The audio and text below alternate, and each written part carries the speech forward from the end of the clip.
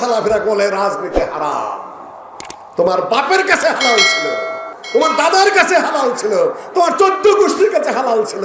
তুমি কোন গোরাদেবের কসু বিদ্যা শিখে আসছো? তুমি খালি হারাম হারাম ফতোয়া দিয়ে যাচ্ছ।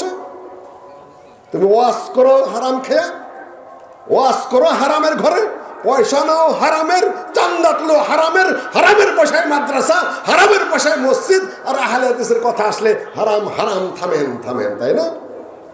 দ্বিমুখী নীতি চলছে সমাজে পরিষ্কার ভাবে। দ্বিমুখী নীতির থেকে আমাদের ফিরে আসতে হবে। সম্মানিত উপস্থিতি, যে আয়াত দুটো তেলাওয়াত করেছি, সেই আয়াত দুটার আলোকে কয়েক মিনিট কথা বলে আমি আমার বক্তব্য শেষ করে দিচ্ছি। বাচ্চাটা কোরআনের আয়াত তেলাওয়াত করছিল, মুহাম্মাদুর রাসূলুল্লাহ, মুহাম্মদ হলেন আল্লাহর রাসূল।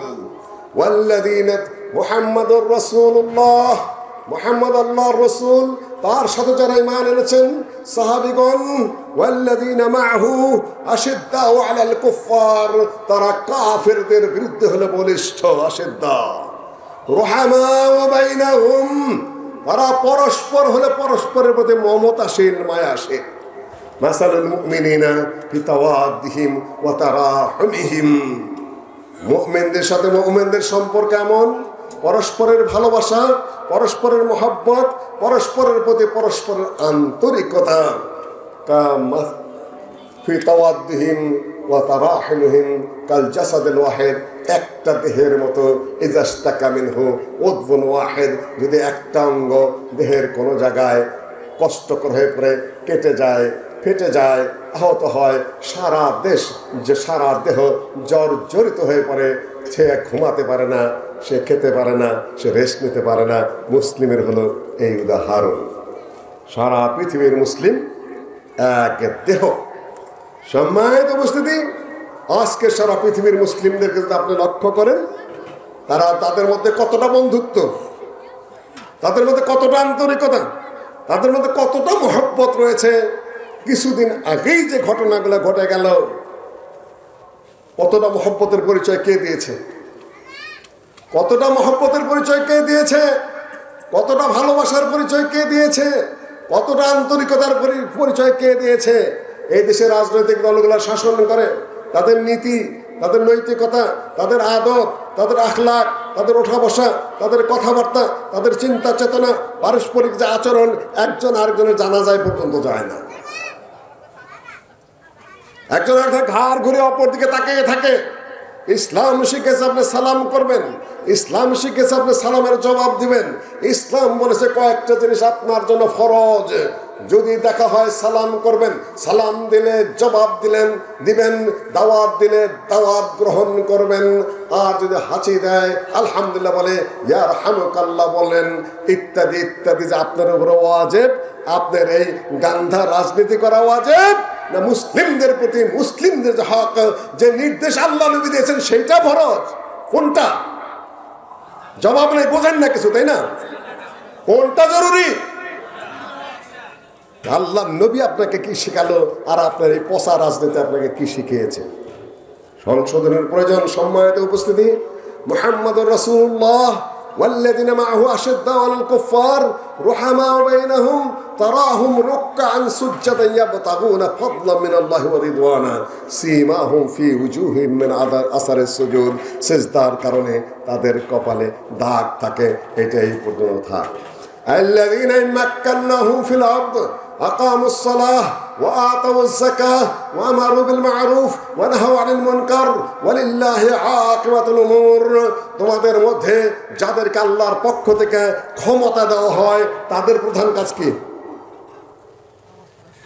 রাষ্ট্রে ক্ষমতা যারা যাবে মুসলিম ভূখণ্ডে, তাদের প্রধান কাজ কি? আকামুস সালাহ। প্রথম কাজ হলো সালাত বাধ্যতামূলক করে সেটা কায়েম করা। আকামুস সালাহ, আসসালাহ আসসালাহ। 7 বছর 10 বছর থেকে নিয়ে মৃত্যুর আগ পর্যন্ত কোনো ব্যক্তি কোনো মুসলিম কান্ট্রিতে ব্যান নামাজি থাকতে পারবে না। এই জন্য এই ভূখণ্ড স্বাধীন করা হয়েছিল ইংরেজদের কাছ থেকে, এই জন্য হিন্দুদের কাছে ছুটানো হয়েছিল।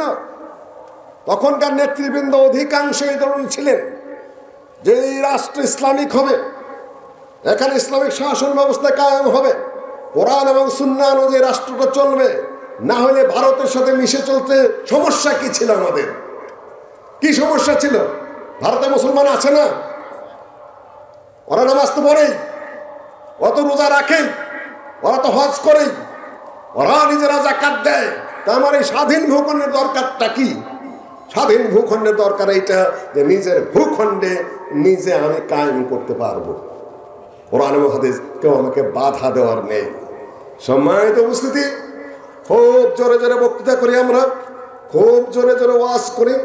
নবী মুহাম্মদ সাল্লাল্লাহু আলাইহি সাল্লাম কাবার ঘর থেকে মূর্তি কখন ভাঙতে পেরেছেন? কে বলতে পারবেন? কত হিজরি? 8ম হিজরিতে মূর্তি ভেঙেছেন। আজকাল যারা যে মাজার ভাঙ্গা শুরু হয়েছে, তাই না? কিছু কিছু মাজার ভাঙ্গা যাচ্ছে, আমি শাসন করে দিচ্ছি, সরকার কিন্তু অ্যাকশনে যাবে। আন্তর্জাতিক জগৎ বাধ্য করলেও করবে, বর্তমান সরকারের বাধ্য হলেও করবে। সরকার কিন্তু অ্যাকশনে যেতে বাধ্য হবে, কেননা মাজার এটা অন্য সম্পত্তি। শিরক যদি হয়েও থাকে, শিরক আছে, তার বিরুদ্ধে বক্তৃতা আমাদের করতেই হয় এবং চলবে ইনশাআল্লাহ। কিন্তু কেউ কি আহলে হাদিসের কেউ কি মাজার ভাঙতে গেছেন? যাবেন না, এই মুহূর্তে আমি নিষেধ করে দিচ্ছি আপনাদেরকে, একেবারে পুরোপুরি নিষেধ করে দিচ্ছি। মাজার পূজা হারাম, মাজার পূজা হারাম। আল্লাহ নবী মাজার ভাঙতে বলেছেন, আল্লাহ নবী এই সকল পূজার কবর ভাঙতে বলেছেন। আলী রাদিয়াল্লাহু তাআলা আনহু বলেন, আনিল আবি হাজ্জাজ আল আসাদি রাদিয়াল্লাহু তাআলা আনহু قال আলা আবআসুকা আলা মা বাসানি আলাইহি রাসূলুল্লাহ সাল্লাল্লাহু আলাইহি সাল্লাম আল্লা তাদা কবরান মুশরিফান ইল্লা সাওয়াইতা ওয়ালা তিনসারান ইল্লা তামিস্তা। আলী রাদিয়াল্লাহু তাআলা আনহুকে আল্লাহ নবী নির্দেশ দিয়েছিলেন, যত মাজার কেন, খালি পূজা কেন, উঁচা কবর থাকলেই ভেঙে দেবে। এটা কার নির্দেশ? উঁচা কবর থাকলেই সেটা ভেঙে দিতে হবে। কার নির্দেশ? কিন্তু আপনি কখন ভাঙতে পারবেন? কখন ভাঙতে পারবেন? রাষ্ট্র হলো একদিকে, মাজারের মালিকেরা অন্যদিকে, আর আপনি হলেন অন্যদিকে। আপনি এখন মাজার ভাঙতে পারবেন? মূর্তিগুলা যে বাংলাদেশের ভাঙ্গা হলো, সেদিন আমার উপরে কিছু রাগ করেছে কেউ কেউ, আমি ভেঙেছি? মুসলিউদ্দিন, ডক্টর মুজাফর না, শেখ আব্দুর রাজ্জাক না, তার ছেলে আব্দুল্লাহ বিন আব্দুর রাজ্জাক না, ডক্টর গালেব না। ভাঙলো কারা? ভাঙছে কে? ছাত্র জনতা ভেঙেছে। কোথায় সাহস পেল? কোথায় শক্তি পেল?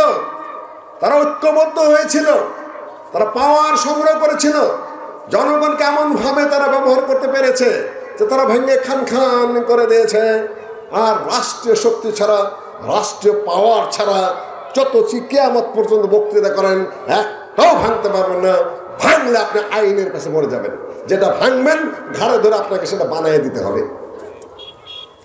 নবী সাল্লাল্লাহু আলাইহি সাল্লাম 6ষ্ঠ হিজরিতে কাবার ঘরে মূর্তি ছিল সেই অবস্থায় তওয়াফ করেছেন, না মূর্তি ছাড়া অবস্থায় তওয়াফ করেছেন? কে বলতে পারবেন? কাবার ঘরে মূর্তি ছিল কি ছিল না যখন আল্লাহ নবী কাবার ঘর তওয়াফ করেছেন? বলতে পারতেছেন না? কাবার ঘর যখন তওয়াফ করলেন তিনি মদিনার থেকে গিয়ে, কাবার ঘরে মূর্তি ছিল কি ছিল না? জায়েজ হলো কি না জায়েজ হলো? আল্লাহ নবীকে জায়েজ না জায়েজ কে ঠিকাবে? ফতোয়া কে দিবে? আমাদের ফতোয়া নিয়ে আল্লাহ নবী কাজ করবেন, তাই না? ভালো করে বোঝার চেষ্টা করো হুজুর ভাইয়েরা। মূর্তি রয়ে গেছে, আল্লাহ নবী তওয়াফ করছেন, আল্লাহ নবী শিরক করলেন না তাওহীদের উপর আছেন? কোন নবী কোনদিন শিরক করেছেন না? শিরক নস্যাৎ করার তিনি এসেছেন, কিন্তু কাবার ঘরের তওয়াফ করছেন আল্লাহ নবী।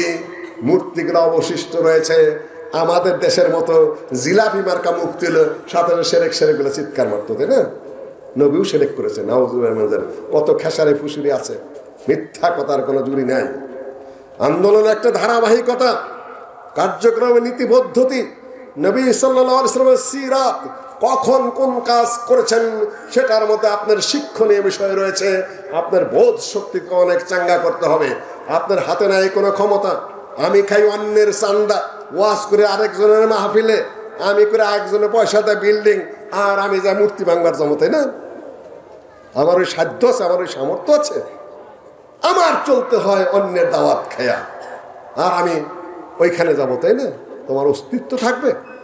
নবী মুহাম্মদ সাল্লাল্লাহু আলাইহি সাল্লাম সাহাবীদেরকে গঠন করেছেন মুহাম্মাদুর রাসূলুল্লাহ ওয়াল্লাযিনা মাহু, নবী সাল্লাল্লাহু আলাইহি সাল্লামের সঙ্গী সাথী যারা আল্লাহর নবীর আদর্শে, আল্লাহর নবীর চিন্তা চেতনায়, আল্লাহর নবীর সংস্পর্শে, আল্লাহর নবীর শিক্ষায় দীক্ষায় এমন মহাপুরুষ হয়ে উঠেছেন যাদের ব্যাপারে এই কোরআনের আয়াত একটি পরে আয়াতের মধ্যে রয়েছে কাযারইন আখরাজা শাতাহু ফাআযারাহু ফাস্তাগলাযা ফাস্তাওয়া আলা সুকি। এই আন্দোলন, ইসলামিক আন্দোলন, নবী মুহাম্মদ সাল্লাল্লাহু আলাইহি সাল্লামের সংগ্রাম হলো একটা ধানের শীষের মতো। কাযারইন আখরাজা শাতাহু ফাআযারাহু, সেটা শক্তিশালী হলো। ফাস্তাগলাযা, আরো মোটা তাজা হলো। ফাস্তাওয়া আলা সুকি, তার মাজার উপরে শক্তভাবে দাঁড়িয়ে গেল। নবী সাল্লাল্লাহু আলাইহি সাল্লামের মাক্কি জীবনী আর মাদানী জীবনের আন্দোলনের ধারাবাহিকতার উদাহরণ আল্লাহ এই আয়াতের মধ্যে দিয়েছেন, যেটা এই বাচ্চাটা তেলাওয়াত করে গেল। বুঝেছেন কিছু আপনারা? ফাস্তাওয়া ফাস্তাগলাযা আলা সুকি লিউজিবাল কুফফারা নাবাতুহু, যেটা দেখলে কাফেরদের হিংসা হয়, যেটা দেখলে কাফেরদের বিদ্বেষ হয়, যেটা দেখে কাফেররা মনে করে যে আমাদের বিরুদ্ধে এরা আবার কারা দাঁড়িয়ে যাচ্ছে। সাহাবীগণের চরিত্রে গড়ে ওঠা সবচেয়ে বড় বিষয়, সেই আবেদনের, সেই চিন্তায়, সেই চেতনায় নিজেদেরকে গড়ে তোলা অত সহজ ব্যাপার নয়। শ্রোতা হওয়া অনেক সহজ, একটা স্লোগান দেওয়া অনেক সহজ, কিছু কিছু বিল্ডিং বানানো অনেক সহজ, কিন্তু একটা মানুষকে মানুষ হয়ে ওঠা এত সহজ নয়। বক্তৃতার মধ্যে আমি বলে থাকি 313 জন একেবারে সাধারণ মানুষ একেবারে কাফেরদেরকে ধ্বংস করে দিল। এই 313 জনকে যেই সেই মানুষ, 313 জনকে সোজা মানুষ, এই 313 জনকে দুর্বল মানুষ, এই 313 জনকে একটা নর্মাল মানুষ নাকি? আল্লাহ নবীর সাথে উঠতে বসতে, আল্লাহ নবীর কথা শুনতে শুনতে, নির্যাতন সহ্য করতে করতে, জুলুম সহ্য করতে করতে, দেশান্তরিত হতে হতে, অনাহারে অর্ধাহারে থাকতে থাকতে, মাঠে ময়দানে লড়তে লড়তে তারা এমন মহাপুরুষ হয়ে গেছেন যে 313 জন কেন 3 লক্ষ তাদের সামনে কিছুই না। এক একটা মানুষকে মানুষ হয়ে গড়ে ওঠা অত সহজ নয়। আপনাকে ওই চিন্তায়, ওই চেতনায়, বলিষ্ঠ মানসিকতায় আপনাকে গড়ে উঠতে হলে আপনি কিছু করতে পারবেন, না হলে পারবেন না। এখন তো বহু পোস্ট পজিশন খালি নাকি? আগের সরকার চলে গেছে, এখন তো বহুত পোস্ট পজিশন খালি নাকি? কিছুই বুঝতেছেন আমার কথা? খালি। যুগের পর যুগ ওয়াজ করলাম, কয়টা পোস্ট তোমার মানুষদের তুমি ফিল আপ করতে পেরেছো বলো? ইউনিভার্সিটির কয়টা পোস্ট আমি ফিল আপ করতে লোক পাই না। কলেজের পোস্ট দাও, কাকে তুমি ফিল আপ করবা? আর্মির পোস্ট দাও 2-4টা লোক, কোথা থেকে ফিল আপ করবা? বিচার বিভাগের 100-র উপরে বেঞ্চ, হাইকোর্টে মাত্র 20টা বেঞ্চ গঠন করা সম্ভবপর হয়েছে। এখনো 60-70টা বেঞ্চে বিচারপতি দেওয়ার লোক নাই। নাই, আপনি কোথা থেকে দিবেন? গড়েই তোলা নেই তুমি কমকে। খালি কয়েকটা মুন্সি তৈরি করেছ, তাদেরকে শিখেছে রাজনীতি করা যাবে না, তাদেরকে শিখেছে মাঠে যাওয়া যাবে না, তাদেরকে তোমরা শিখাইছ নানান কিছু শিখেছ, ভালো করেছো, না খারাপ না, কিন্তু যেটুকু শিখাও নাই ওইটুকুই যে জাতির প্রয়োজন। কি শিখেছ? জাতিকে গড়ে তোলা শুধুমাত্র এক দিক থেকে হয় না, বহু দিক থেকে তাদেরকে গড়ে তুলতে হয়। এই হলো আমার ফার্স্ট চ্যাপ্টার। দ্বিতীয় চ্যাপ্টার, একটি আন্দোলন হয়ে গেছে। আমি পক্ষে বিপক্ষে কিছুই বলবো না, আমি এটাও বলবো সাহসিকতার সাথে, খুব ধোয়া তুলসী পাতার অপেক্ষা করছি না। ওগুলো আমরা দেখে এসেছি। আহলে হাদিসের উপরে 45 জন মানুষ বন্দি কারা করেছিল, সে দাগও আমাদের মনের থেকে শুকায় না, সেটা আমরা জানি। যেখানে কা তোল হ্যায় উসিখানে কা খোল হ্যায়, যেখানের তোল সেইখানের খোল। একই দেশের মানুষ, হঠাৎ করে জালেম চলে গেলে আর ফেরেশতা চলে আসবে, এই অবান্তর কল্পনা আপাতত আমরা করি না। তবে পার্থক্য আছে কিছুটা। এত ধারাবাহিক জুলুম, এত নির্মম জুলুম, একেবারে এইভাবে জুলুম করে আনন্দ পাওয়া, কিছু মনে না করা, এই যে একেবারে এই ধরনের দৃশ্য এই দেশে আসে নাই, এই ধরনের দৃশ্য আসে নাই। যেটা উচিত হয়নি সেটা পতন হয়েছে। আবার কিসের অপেক্ষা করছি? কার অপেক্ষা করছি? মানুষ কই? এতদিন পর্যন্ত ওয়াজ কইরা এখন যদি বলি এই বাংলাদেশে 300 ভালো মানুষের নেতৃত্ব চাই, কয়টা পাবেন? একটা রাম ধরে নিয়ে আসেন, তার চরিত্র ঘাটেন, কার জমি দখল করেছে আগে, কার বিরুদ্ধে কয়টা মামলা তো খালি দিছে, খাইছেন, আপনারা কয়টা দিচ্ছেন সেটা হিসাব আছে? সেগুলো তো কিছু কিছু আমাদের জানা আছে। সম্মানিত বুঝতে কেউ খেলোয়াড় কম না। যদি সংশোধিত না হতে পারেন 300 জন ভালো মানুষ আমরা আশা করি না, সম্ভবপরই নেই বাংলাদেশে কোথাও না। ইউনিভার্সিটির না, কলেজে না, মাদ্রাসা না, প্রতিষ্ঠান না, মসজিদে না, কোথাও না, বিচার বিভাগেও না, আইন বিভাগেও না, শাসন বিভাগেও না। খালি একটা বোতল চেঞ্জ হবে, পুরাতন বোতলে আবার নতুন মদ ঢুকবে, আর মদ হালাল হয়ে যাবে নাকি? এই জন্য আন্দোলনে কেবল আপনারা রাজনৈতিক আন্দোলন করেন, ক্ষমতায় যান, ওটা আমাদের জন্য খুব বেশি বড় বিষয় নয়। আমাদের বিষয় হলো মানুষের পরিবর্তন, জাতির পরিবর্তন, নেতার পরিবর্তন না, নীতির পরিবর্তন। মানুষকে যদি নবী মুহাম্মদ সাল্লাল্লাহু আলাইহি সাল্লামের আদলে সাহাবীদের মতো সেই মানহাজে যদি আপনি গড়ে তুলতে না পারেন, শুধু বোতল চেঞ্জ হবে, মদ চেঞ্জ হবে না। মত চেঞ্জ হবে না, হবে কোথার থেকে? আপনি দাবি করলেই হবে নাকি? আমরা চিনি না কাউকে, আজকে জন্মিয়েছে কে পৃথিবীতে? সবই তো আমাদের চোখের সামনে।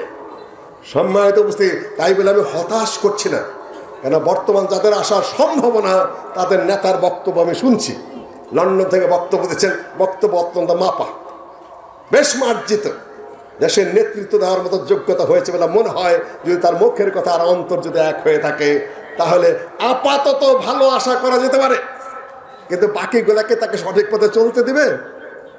সম্মানিত উপস্থিতি, কাজেই আমি এতটুকু বলতে চাই, তার বক্তব্য যাদের ক্ষমতা আসার সম্ভাবনা, নিশ্চয়তা বলতে পারবো না, তারা তার বক্তব্যগুলো শুনে হজম করার চেষ্টা করেন, কোরআন হাদিস আস্তে আস্তে বোঝার চেষ্টা করেন।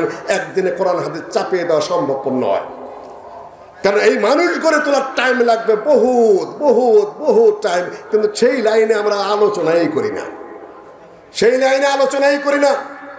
আমার ভাইরা সৌদি আরব থেকে পড়াশোনা করে এসেছেন, আমিও পড়াশোনা করে এসেছি।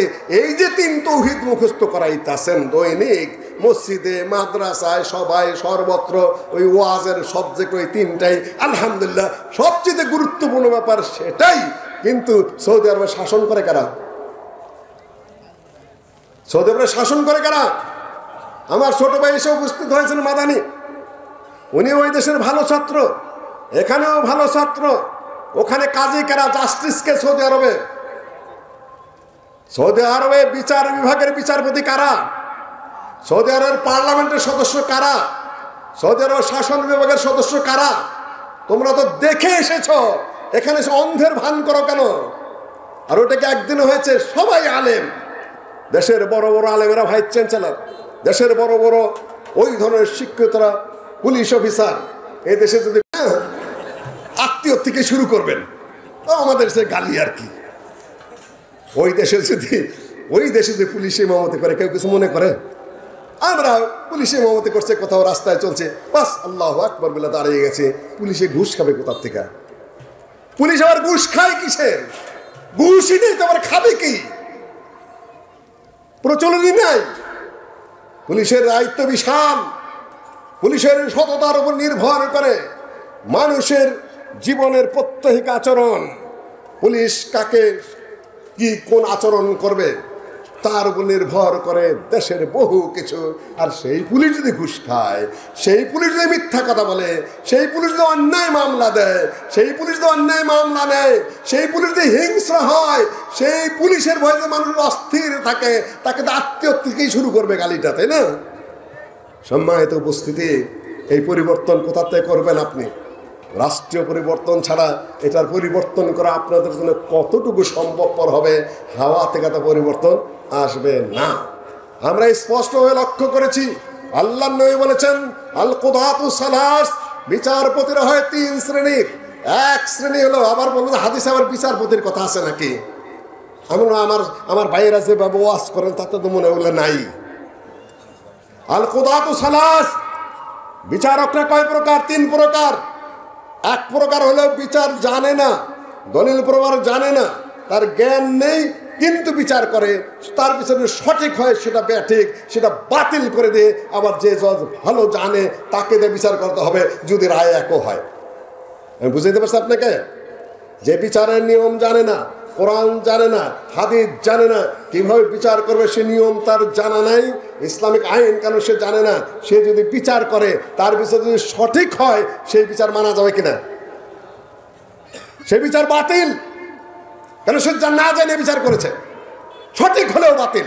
আরেক বেঞ্চ গঠন করতে হবে যারা জানে তাদেরকে দিয়ে, এটা শরীয়তের আইন। দুই, জানে কিন্তু ভুল বিচার করে, ঘুষ খায়, দুর্নীতি করে, ডেটের পরে ডেট দেয়, অমানুষ বর্বর। এই দেশে যেটা হয়ে গেল, ছাত্ররা মাঠে নেমেছে, কার ছেলেবেলেকে আটকাইতে পারছেন? আমি জানিও না, আমার বাচ্চা কাচারা সব মাঠে মানে দৌড়াইতেছে, আমার জানা নাই। হঠাৎ করে পুলিশ যখন এসে বাড়িতে উপস্থিত, গ্রামে পুলিশ চলে গেছে, আমার বাসায় এসে পুলিশে কার্ড দিয়ে গেছে, ওইখানে ফোন করতেছে আপনার অমুক ছেলে অমুক মেয়ে সমন্বয়ক কিনা, ঢাকা বিশ্ববিদ্যালয় না জাহাঙ্গীরনগর বিশ্ববিদ্যালয়। আমি তো একটা করে উত্তর, আমি তো কিছুই জানি না, কে কাকে ঠকাবে? আমি তো সালাফি করা না, তাই না? আমার তো এগুলো জানার কথা না। পোলাপান তারা অত বেশি সালাফি না, তাদের গায়ের মধ্যে এখন রক্ত আছে, তাই বলে আমার সালাফি রাগ করো না। আমার খুব ক্ষোভ আছে তোমাদের প্রতি, কিছুটা তোমাদের বক্তব্যের বিরুদ্ধে। আমি তো জানি না, খাঁটি সালাফি হও। এই যে সৌদি আরব দেখতে পাচ্ছি, সেখানে দিনে দুপুরে তারা কবর পূজা করতো, জাহিদুল্লাহ খাত্তাবের কবর পূজা হতো না? সেখানে শাসক জালেম করতো না? সেখানে কি যাকাত ব্যবস্থা বন্ধ ছিল না? সেখানে কি অন্যায়ভাবে কর আদায় হইতো না? সেখানে কি ইসলামিক বিচার ব্যবস্থা যে ছিল না? সেখানে ইমাম মুহাম্মদ বিন সৌদ, তারপরে আরো অন্যান্যরা তখন ওই দেশগুলো শাসন করত, পূর্ব এলাকার নজদের আইয়া ওয়াইনে শাসন করত। সেখানে মুহাম্মদ বিন আব্দুল ওয়াহাব রাহিমাহুল্লাহ আসলেন, খাঁটি তাওহীদের বাণী নিয়ে আসলেন, খাঁটি সুন্নতের বাণী নিয়ে আসলেন, সব কিছু সংস্কারের বাণী নিয়ে আসলেন। নিজ এলাকার যে তাকে বললেন, সেই শাসককে, এলাকার শাসককে, যে আপনি ইসলামিক শাসন ব্যবস্থা পুনরুদ্ধার করুন, আল্লাহ আপনাকে রহম করুন। প্রথম মেনে নিলেন, সেনাপতি সুলাইমান মানতে চাইল না। তারপরে উনি সেখান থেকে চলে গেলেন আরেক দেশে, রাইয়ার শাসনকর্তা যেখানে মুহাম্মদ বিন সৌদ, সেখানে গিয়ে তার এক ঘনিষ্ঠ শাগরিদ সুয়াইলেমের ঘরে গিয়ে উঠলেন। সুয়াইলেমের ঘরে থাকা অবস্থায় আমির মুহাম্মদ বিন সৌদের স্ত্রী, ইনি বললেন, ইনি কিন্তু অনেক বড় শায়েখ, ইনি কিন্তু অত্যন্ত বুজুর্গ দিনদার মানুষ, এনার প্রসঙ্গে জানি, ইনি আসছেন আপনার বাড়ির কাছে, আপনি সেখানে যান, সম্মান দেন তাকে ডাকাইন না। স্ত্রী বলছে, মুহাম্মদ বিন সৌদ রাহিমাহুল্লাহ, মুহাম্মদ বিন সৌদ না, ইমাম মুহাম্মদ বিন আব্দুল ওয়াহাব রাহিমাহুল্লাহ, আমরা রাহিমাহুল্লাহ বলবো, তিনি এসেছেন তার দেশ থেকে, তার প্রদেশ থেকে, আরেক প্রদেশ থেকে তাকে তাড়িয়ে দেওয়া হয়েছে, তিনি চলে এসেছেন সুয়াইলেমের ঘরে, তিনি আশ্রয় নিয়েছেন। মৌদি হল মুহাম্মদ বিন সৌদ, তিনি যে শাসক, তার স্ত্রীর নাম। তিনি বললেন, অনেক বড় শায়েখ, অনেক দিনদার মানুষ, খুবই সাহসী, ইসলামিক রাষ্ট্র প্রতিষ্ঠার কথা বলার কারণে সেই দেশের তার এলাকার শাসক তাকে বের করে দিয়েছে দেশ থেকে। আপনি স্বয়ং যাবেন, তাকে ঘরে ডাকবেন না, কেন এটা বেয়াদবি হবে। দেখুন কত বড় মহিলা, কত বড় চিন্তার মহিলা, কত বড় বুদ্ধিমতী এবং দিনদার মহিলা। এই শাসক চলে গেলেন ইমাম মুহাম্মদ বিন আব্দুল ওয়াহাবের যেখানে আশ্রয় আছে, মেহমান আছেন, সেইখানে গিয়ে সালাম করলেন। সালাম করার পরে কথোপকথন হলো। কথোপকথনের পরে বললেন যে, আচ্ছা শেখ, আপনি কি চান? যে আমি চাই যে তুমি এটাকে ইসলামিক স্টেট করো, কোরআন হাদিস এখানে বাস্তবায়ন করো। তখন সে বলল যে আমি যে কোরআন হাদিস বাস্তবায়ন করি, এখানে যে ইসলামিক স্টেট করি, এখানে যে বিচার ব্যবস্থা চালু করি, তাহলে আমার তো সমস্যা আছে। আমি যে প্রজাদের কাছ থেকে অতিরিক্ত কর নেই ফসলের সময়, সেটার কি হবে? আর মানুষের কি হবে? দেশ চালাবো কি দিয়া? এখন যেটা প্রশ্ন ওঠে, তাই না? ব্যাংক চলবে কি দিয়া? পররাষ্ট্রনীতি চলবে কি দেয়া, বিচারের ব্যবস্থা করবো কি দেয়া, মাথার থেকে হারিয়ে গেছে সম্পূর্ণ। ইসলামের যে কোনো ক্ষমতা আছে এটা হারিয়ে ফেলেছে। আল্লামা আব্দুল্লাহ আল কাফি আল কুরাইশি রাহিমাহুল্লাহ তাকেও সেই 59 সালে প্রশ্ন করেছিল, পাকিস্তান শাসন কমিশন, ব্যাংকের কি হবে, পররাষ্ট্রনীতি কি হবে, সংখ্যালঘুদের কি হবে। আপনি যে বলছেন, দেখুন দেশের আর কেউ সাহসী পায়নি লিখতে, কোনো হানাফি সাহস পায়নি, কোন আলেম সেখানে এগুলো উত্তর দিতে সাহস পায়নি। সাহস পেয়েছেন আহলে হাদিসদের প্রধান আল্লামা আব্দুল্লাহ আল কাফি। 40টা প্রশ্ন করা হয়েছিল তাকে, এগুলোর জবাব আপনি লিখিত দেবেন। রাষ্ট্রের পক্ষ থেকে তিনি লিখিত দেওয়া শুরু করলেন। এই মুহূর্তে আমি আপনাদের সামনে একটা প্রশ্ন তুলে ধরি। গতকাল আমাদের যে উপদেষ্টা পরিষদ গঠিত হয়েছে, সেখানে তার যে প্রধান প্রফেসর ডক্টর ইউনূস সাহেব আলেমদেরকে ডেকেছিলেন। জানেন নাকি আপনারা কেউ জানেন? আহলে হাদিসের প্রতিনিধি ছিল কিনা? কে? সাইফুল্লাহ আহলে হাদিস। ডক্টর সাইফুল্লাহ সৌদি আরবে পড়ে এসেছেন, তিনি আমাদের সাথে উঠেন বসেন, আলহামদুলিল্লাহ তার অনেক অবদান। কিন্তু আহলে হাদিস ঘরানার নন। আহলে হাদিস ঘরানা এখানে মনে আমাকে আবার খেয়াল করাই দিও মাদানী সাহেবেরা, তোমাদের জন্য বলছি, প্রতিনিধি কে হওয়ার কথা? এই বাংলাদেশে জাতীয় পর্যায়ে কিংবা আন্তর্জাতিক পর্যায়ে যদি আহলে হাদিসের কোনো প্রতিনিধিকে ডাকা হয়, 1 নম্বরে কাকে ডাকা হবে? কাকে? সর্ববৃহত্তর সংগঠনের প্রতিনিধিত্ব উনি করেন না। তার জ্ঞান বেশি, তার বয়স বেশি, তার লেখাপড়া বেশি। আমাদের মুরব্বী, এটা নিয়ে কোনো দ্বিমত নাই। আপনারা যেটা বলছেন ওই অ্যাঙ্গেল থেকে রাইট। আপনি বৃহত্তর সংগঠন এবং প্রাচীন সংগঠন মনে করেন, তাহলে তার প্রধানকে যিনিই থাকুন না কেন, তিনি চেয়ারের প্রধান। তিনি চেয়ারের প্রধান। তাহলে ডাকবে কাকে সরকার? একজন ডাকলে ডক্টর আব্দুল্লাহ ফারুককে ডাকবে, 2 জন ডাকলে তার সাথে সাথে গালেবকে ডাকবে। আর আমি মুসলিউদ্দিনকে যদি সরকার জিজ্ঞাসা করে কারে চাবো, তাহলে আমি কার নাম বলবো? আমাকে 1 নম্বরে দেওয়া ছিল। 2 নম্বরে আব্দুল্লাহ বিন আব্দুর রাজ্জাক। হঠাৎ করে সে অফিস থেকে ফোন এসেছে 1টার পরে, আমি তো সিরাজগঞ্জ প্রোগ্রামের দিকে যাচ্ছি, নিকট আত্মীয়, থতমত খেয়ে গেছে। বলছে আপনার নাম যে 1 নম্বরে এসেছে, আপনি নাকি এখন আহলে হাদিস যারা নেতা আছে তাদের মধ্যে মুরব্বী নড়াচড়া করতে পারেন। তবে আর কে? বললো যে ডক্টর আব্দুল্লাহ বিন শেখ আব্দুল্লাহ বিন আব্দুর রাজ্জাক। আমি সাথে সাথে, তবে নিকট আত্মীয় বলে সে বিব্রত বোধ করেছে। পরের দিন আবার পত্রিকা আবার কি কি লেখালেখি হয় যে নিকট আত্মীয় বইলা ডক্টর ইউনূসের পক্ষে নামটা দিয়ে দিচ্ছে, উপদেষ্টা আর কি। যাই হোক, আর বাকিটুকু বললাম না। এই জন্য আমি যে বিব্রত বোধ করছি, আপনি আসলে আমার পত্রপত্রে মেলা লেখালেখি হবে যে জামাই শ্বশুরে এগুলা হয়ে গেছে। আমি বললাম তুমি এখন আমার নামটা কেটে দাও, আমার জায়গায় বৃহত্তর সংগঠনের যিনি নেতৃত্ব করেন ডক্টর আব্দুল্লাহ ফারুকের নাম দিয়ে দাও। দ্বিতীয়টা নিয়ে আর আমি কথা তুললাম না। আমাদের কমন সেন্স। আমি আমার নাম কেটে আরেকজনকে ঢুকালাম, আর তুমি এত বাচ্চা ছেলে, তোমার কমন সেন্স ধরলো না যে প্রতিনিধি কে হতে পারে। এটা বিবেচনা নিজের পয়দা করতে হবে, শিখতে হবে। এগুলা মুখপত্র কে হয় একটা সংগঠনে কোন দিকে, তোমার যোগ্যতা নিয়ে আমার কোনো দ্বিমত নাই, তোমার ব্রেন নিয়ে আমার কোনো দ্বিমত নেই, তবে তোমার কমন সেন্সের অভাব আছে। নিজেকে শুধরে নাও। কম ওইভাবে গঠিত হয় না, যার যার মতো মুখপাত্র হতে চলে না। ডক্টর আব্দুল্লাহ ফারুক আমার চেয়ে বয়সে কম, অভিজ্ঞতা আমার চেয়ে মেলা কম, তারপরেও তিনি বৃহত্তর সংগঠনের প্রধান। আমি আমার নাম কাটিয়ে তার নাম বসিয়ে দিয়েছি। শিখার চেষ্টা করো। একটা কম একদিনই গঠিত হয় না। চিন্তা চেতনা, বিবেচনা বোধ জাতীয় পর্যায়ে আন্তর্জাতিক পর্যায়ে আমাদের হতে হবে। সম্মানিত উপস্থিতি, এটা আমি বলতে আসছি এই জন্য যে আর সবাই বক্তা কার উপর কারা বক্তৃতা করবে করো, কিন্তু জাতীয় পর্যায়ের বিষয় আছে, আন্তর্জাতিক পর্যায়ের বিষয় আছে। কোথায় যে কাকে ফেস করতে হবে সে ব্যাপারে তার মুখপাত্র আছে। সেদিন বলছিলাম ধানীখোলায় যে আওয়ামী লীগের 3 জন মুখপাত্র ছিল এক সময়, মাহবুব আলম হানিফ আর হাসান মাহমুদ সাহেব আর কাদের সাহেব। পরে 2 জনকে অফ করে দেওয়া হলো। কাদের সাহেব আধা মারা মানুষ, একাই অক্টোবর